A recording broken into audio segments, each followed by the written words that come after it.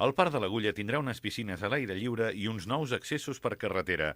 No serà a curt termini, però així ho contempla l'avanç del projecte per ordenar el parc i el seu entorn, que la Junta General del Consorci de l'Agulla, formada pels ajuntaments de Manresa i Sant Fruitós de Bages, va aprovar aquest dimarts. Hem dut a aprovació la tramitació de l'avanç del planejament urbanístic que ha de regir el Consorci de l'Agulla i, per tant, tot l'àmbit de l'Agulla.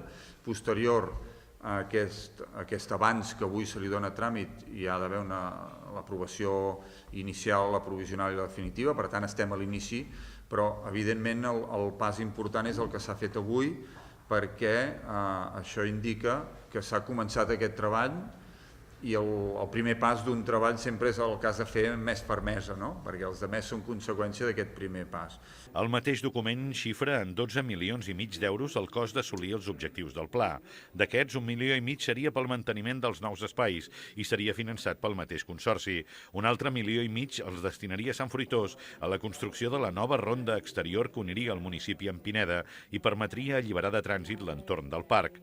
3 milions els aportaria l'Ajuntament de Manresa per les piscines i la resta serien finançats pel mateix Consorci i servirien per engegar la resta d'actuacions. No us espanteu de la xifra, és un projecte de llarga durada i, com diu aquí en la nota de premsa que se us ha entregat a l'inici, és un document de consens cuit a foc lent.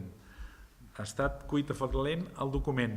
La financiació igual haurà de ser slow financiació, que és un concepte que no sabem quan tardarem en trobar els recursos, més enllà dels que aporti el propi Consorci i els que aporti els dos ajuntaments en els seus àmbits, l'Ajuntament de Manresa i l'Ajuntament de Sant Fruitós, l'Ajuntament de Sant Fruitós i el de Manresa, però defineixen tot aquest sistema d'espais lliures i que amb 11 anys d'existència del Consorci realment ens ve de gust arribar on arribem avui perquè no ha estat fàcil. El document ha de ser sotmès a exposició pública i aprovat pels diferents estaments i pot passar més d'un any en aquest procés.